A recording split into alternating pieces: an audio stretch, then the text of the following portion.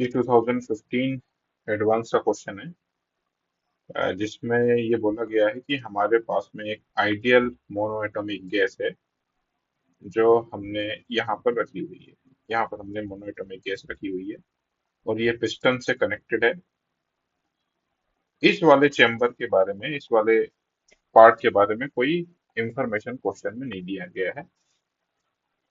अब इसी से सारा कंफ्यूजन शुरू होता है, तो हम इसी वाले पार्ट को थोड़ा सा अच्छे से एनालाइज करेंगे।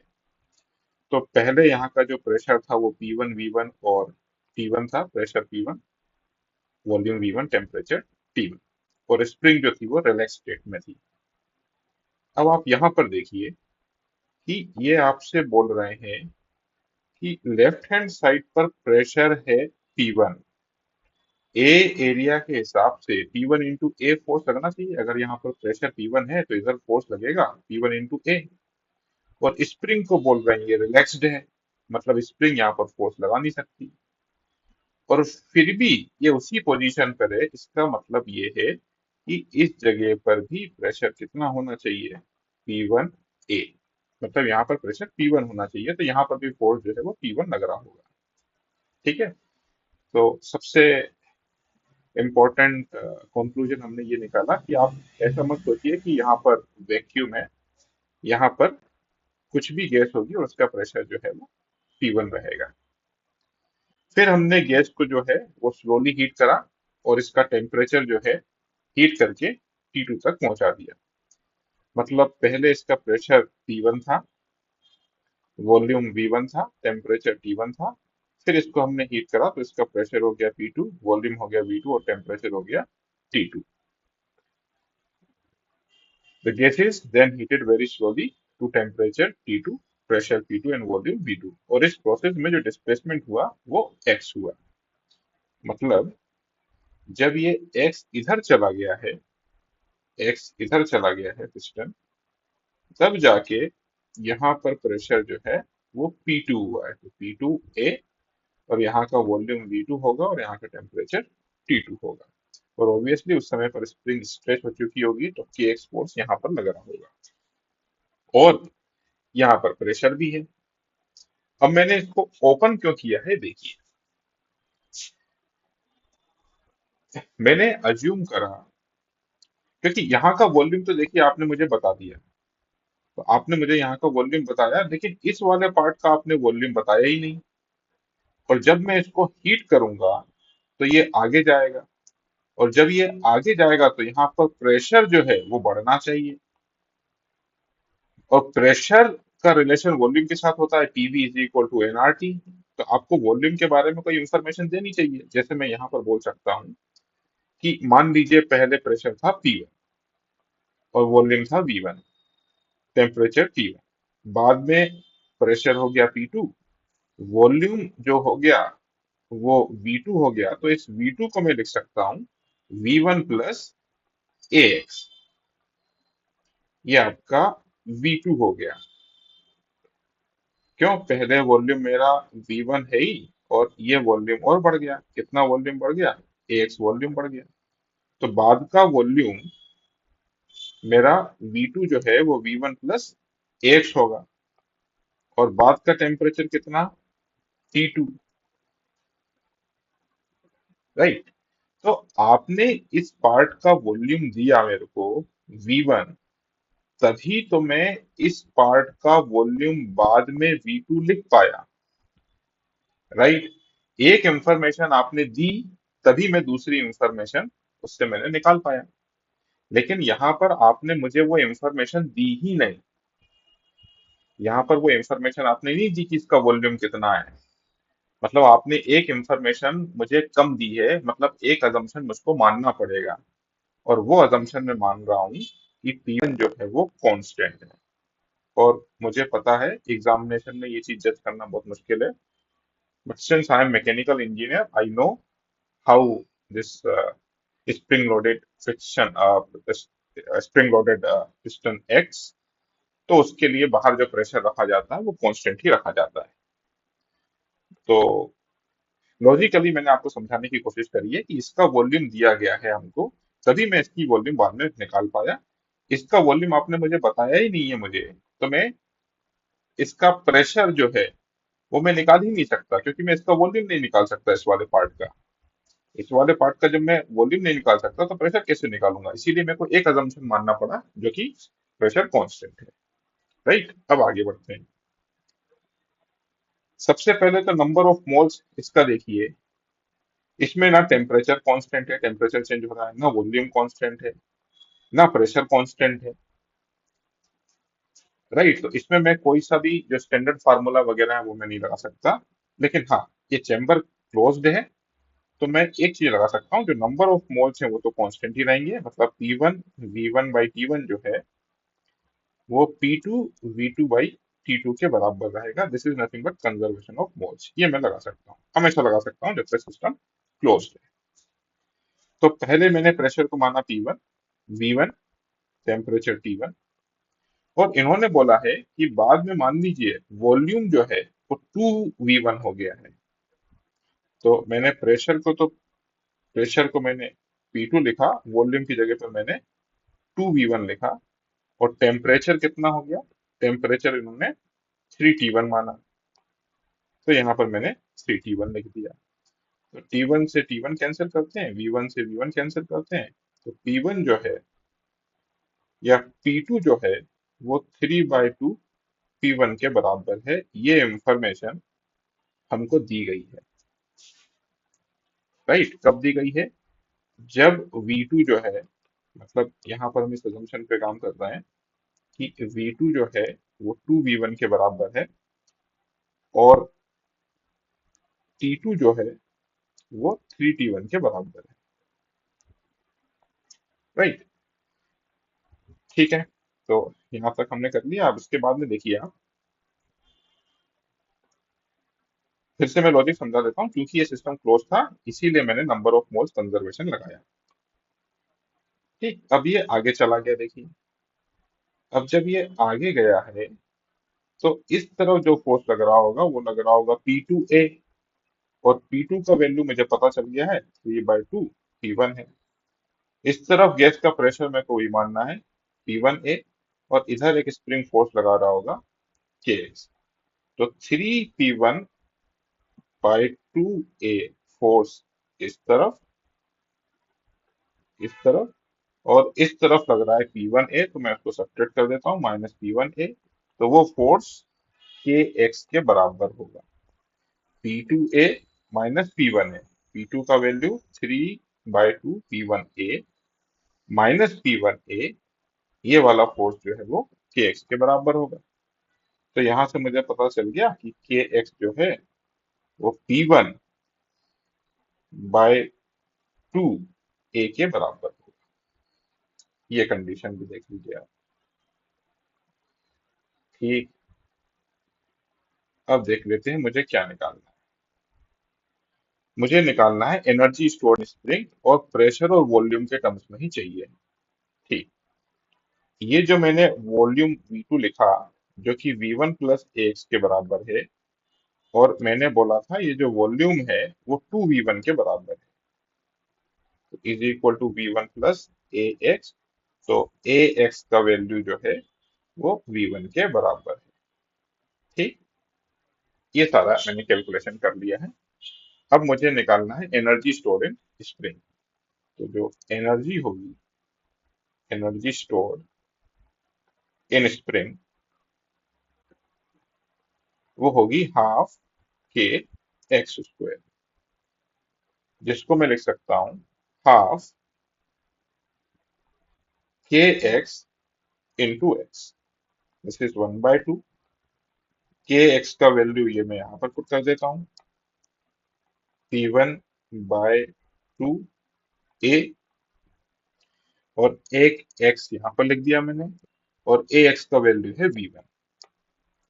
तो Ax का वैल्यू मैं V1, Ax का वैल्यू मैं यहाँ से V1 रख देता हूँ। तो मुझे मिलेगा P1A, सॉरी, P1/4 V1। तो P1 V1/4। तो P1 V1/4, तो ऑप्शन पहला वाला जो है वो तो करेक्ट हो गया। और फिर इसी अजम्पशन पर हमको निकालना है कि चेंज इन इंटरनल एनर्जी कितना है। ठीक, चेंज इन इंटरनल एनर्जी वाला पार्ट में यहाँ पर कर देता हूँ। डेल्टा यू जो होगा वो होगा N C V delta T. N CV की जगह पर मोनो एटॉमिक गैस है तो 3R/2 डेल्टा टी, मतलब पहले बाद में टेम्परेचर T2 है, पहले टेम्परेचर T1 था। तो this is an 3R/2 T2 minus T1। अब T2 की जो वैल्यू दी हुई है वो 3T1 दी हुई है, तो 3T1 माइनस T1 जो है वो 2T1 हो जाएगा। मतलब ये हो गया एन 3R/2 और ये हो गया 2T1।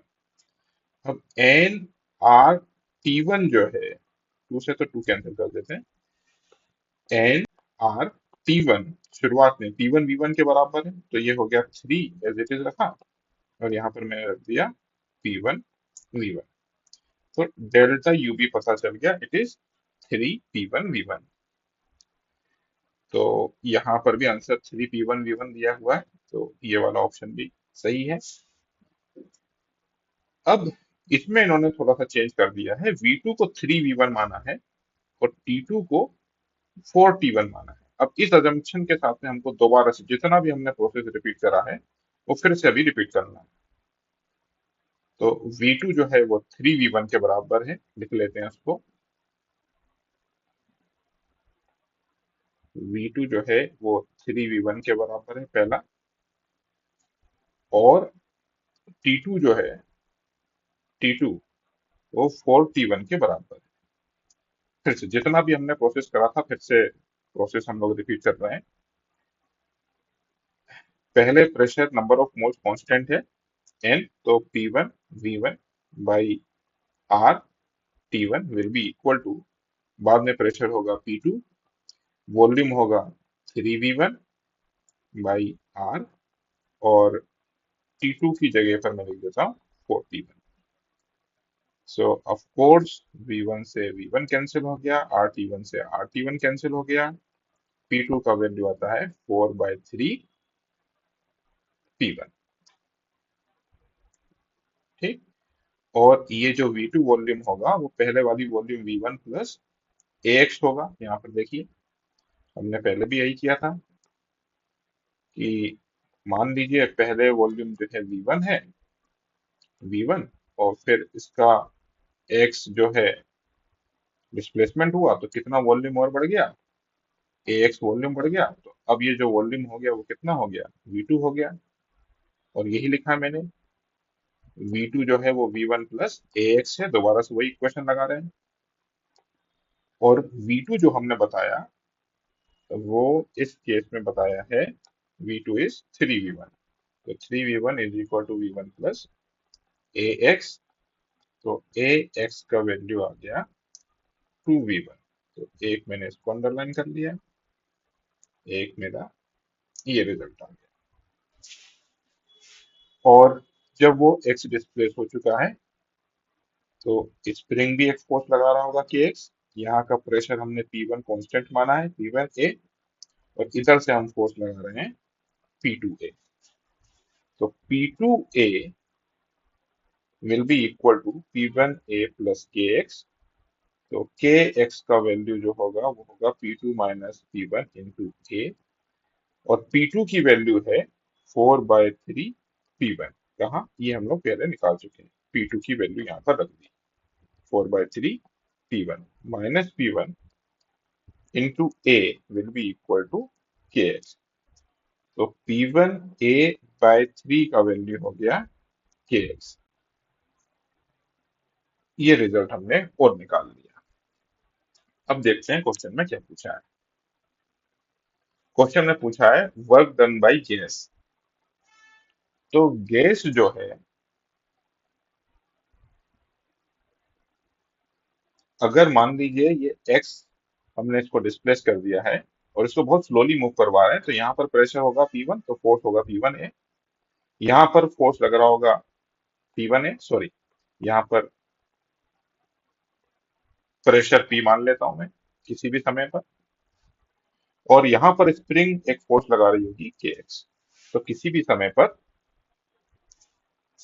मान लेते हैं यहाँ पर जो गैस है उसका प्रेशर है P, तो इधर जो फोर्स लग रहा होगा P इंटू ए।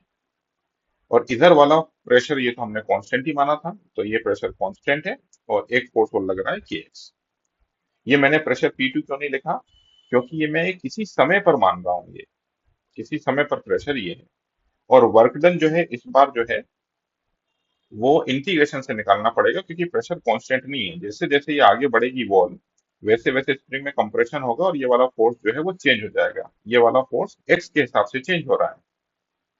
तो ये जो प्रेशर है P इंटू ए राइट हैंड साइड पर, वो P1 A प्लस के एक्स के बराबर है। अब इस फोर्स में मैं dx मल्टीप्लाई कर देता हूँ, तो P A dx will be equal to P1A dx plus kx dx. This is pressure exerted by gas and this is area. So this is force exerted by gas into displacement. तो ये छोटा सा work done हो गया, very small work done. अब in work done को अगर मैं इंटीग्रेट कर दूं तो मुझे क्या मिल जाएगा, वर्क डन बाई गैस, और यही पूछा है। तो यहाँ पर मैंने लिखा प्रेशर P1, एरिया ए, ये भी कांस्टेंट है, integration of dx it will be equal to x, zero से लेके x तक, प्लस इसको मैं लिख सकता हूँ के एक्स स्क्वायर बाई टू। अब a इंटू एक्स की वैल्यू देखिए हमने निकाल रखी है, एक्स इंटू ए इंटू एक्स का वैल्यू है V1, तो ये हो गया P1 और एक्स का वैल्यू हो गया 2V1, प्लस इसको मैं के x by two into x लिख देता हूँ। अब देखिए के एक्स का वैल्यू कहीं से कहीं तक मुझे दिख रहा है, हाँ यहाँ पर दिख रहा है, ये देखिए के एक्स का वैल्यू P1A/3 है। तो के एक्स का value P1A/3 into x by two, और ऑफ कोर्स यहाँ पर हो गया 2P1V। अब ए एक्स का वैल्यू देख लेते हैं। ए एक्स का वैल्यू है 2V1, तो ए एक्स का वैल्यू है 2V1, और 2 से 2 कैंसिल हो जाएगा, तो यहाँ पर सिर्फ V1 बचेगा। तो this will B P1 V1/3 or twice P1 V1. So this is 6 7 P1 V1। तो ये हमारा आंसर है 7/3 P1 V1। This is work done by gas, work done by gas. तो work done by gas 7/3 P1 V1, तो ये भी सही है। फिर हमको दिया गया है हीट सप्लाइड टू गैस। इस गैस को कितना हीट दिया हमने, जब हम इसको हीट दे रहे थे तभी इसका प्रेशर और टेम्परेचर बढ़ रहा था। ठीक, तो डेल्टा क्यू जो है वो delta U plus work done है। डेल्टा यू जो होगा वो होगा एन सीवी डेल्टा टी, और वर्क डन बाई गैस हम लोग निकाल ही चुके हैं अभी, 7/3 P1 V1। So this will be equal to N CV monoatomic है तो 3R/2। डेल्टा टी के लिए देखिए, डेल्टा टी बाद का टेम्परेचर है 4T1, so 4T1 minus T1. So this is N 3R/2 and this is 3T1, and of course 7/3 P1 V1 हम लोग साथ में लिखते चले जाते हैं।